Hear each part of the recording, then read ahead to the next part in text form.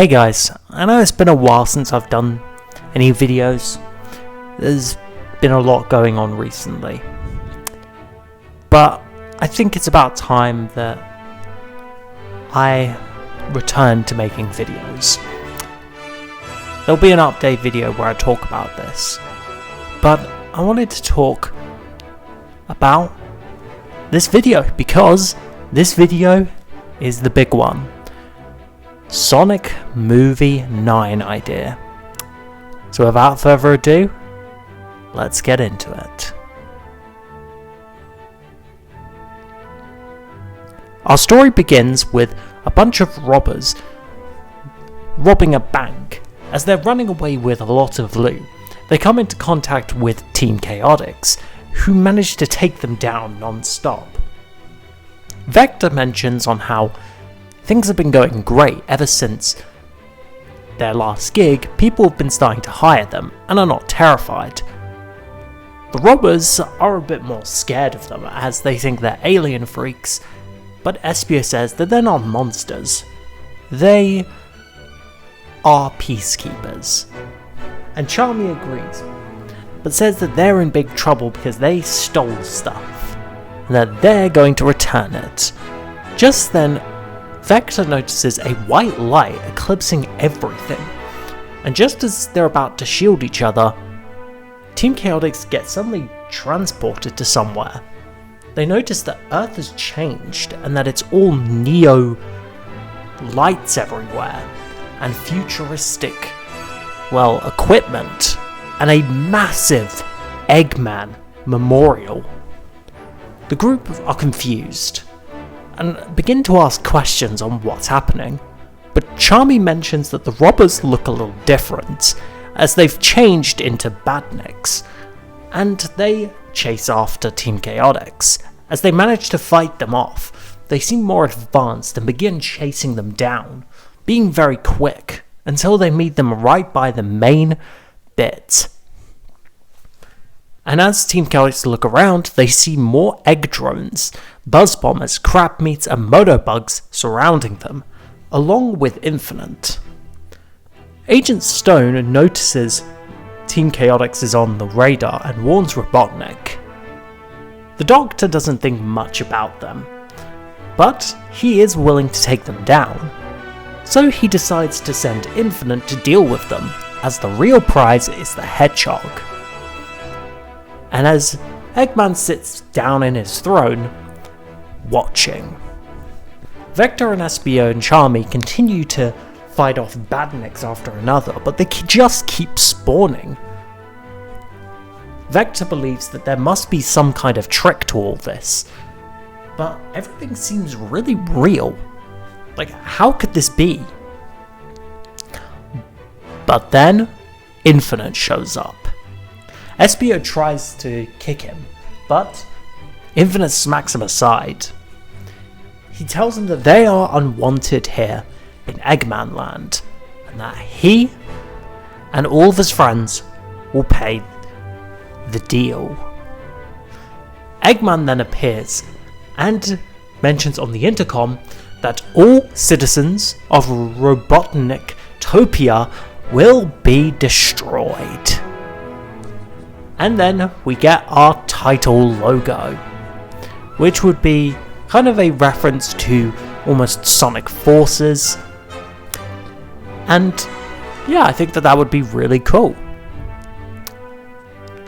Then we cut to Tom and Maddie, who are overwatching, seeing the massive white light eclipsing everything.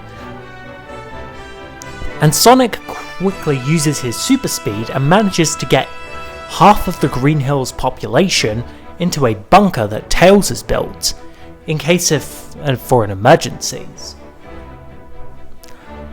Luckily, the group are all safe, and Tom and Maddie are glad that they're all okay, especially Sonic and Tails, as well as Knuckles, who is in more anger that he couldn't take down Robotnik or this new guy. Sonic tries to comfort him, telling him that it's all okay. Tails says that they shouldn't dwell too much on the fact that they lost, and Amy agrees.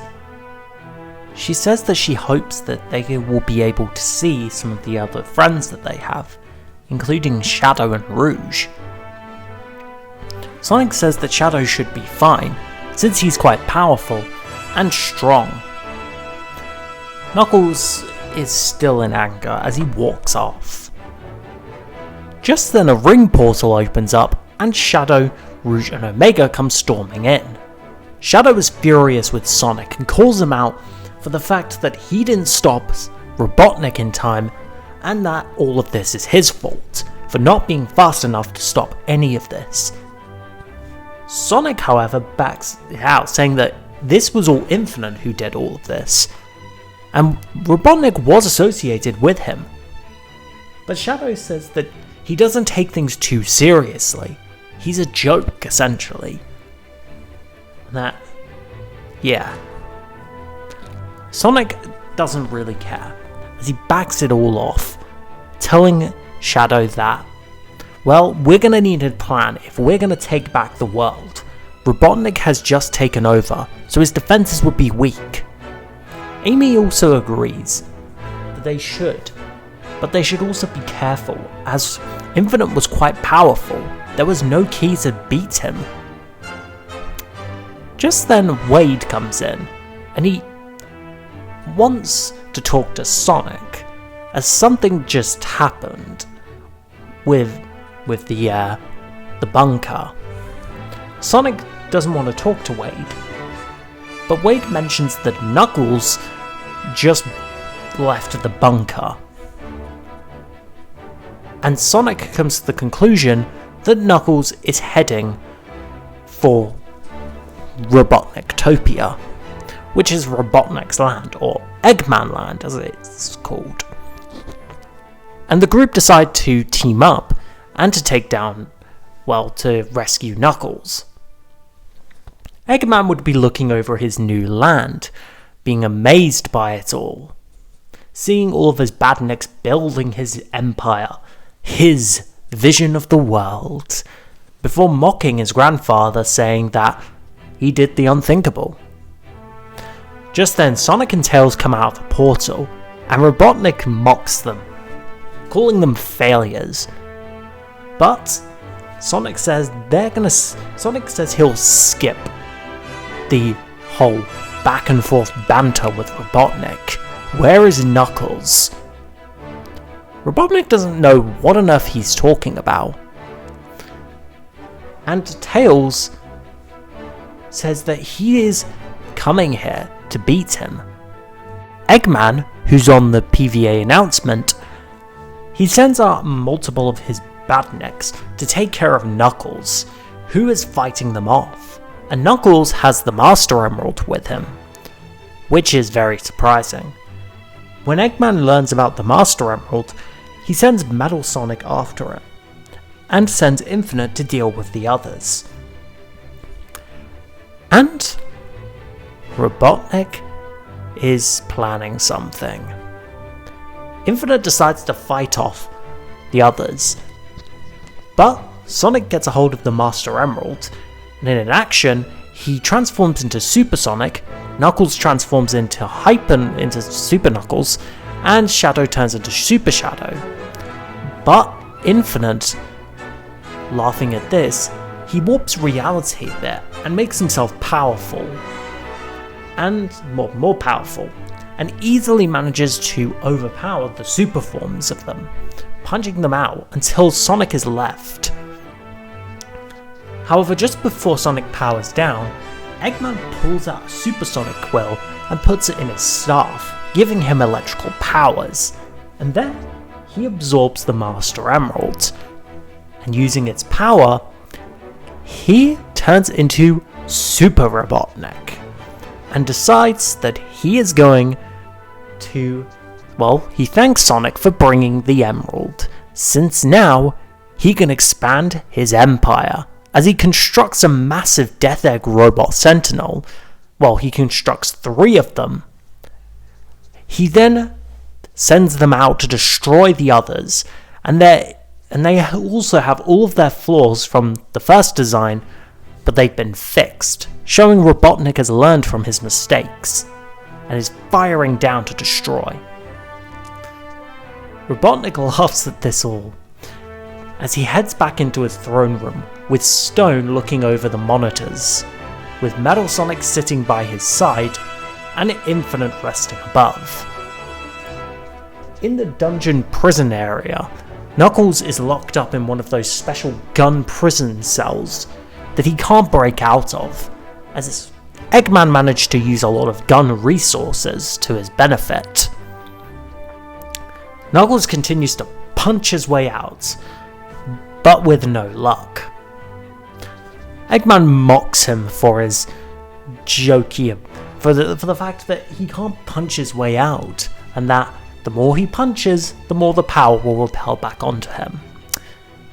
As Emerald Eggman fires up into the sky, he constructs a massive wall, so powerful, as well as the security defenses, a full-on factory to build more of his Death Egg Sentinels and Badniks across the world, and Infinite alters everything, changing reality more to fit Eggman's liking, which the Doctor likes.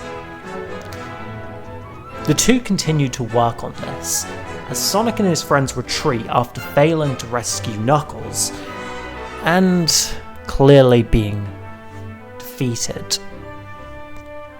Back at base, Sonic and Shadow have a heated argument about what to do.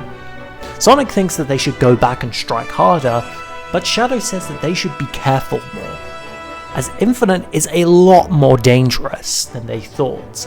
Plus, Robotnik now has the Master Emerald and the Chaos Emeralds.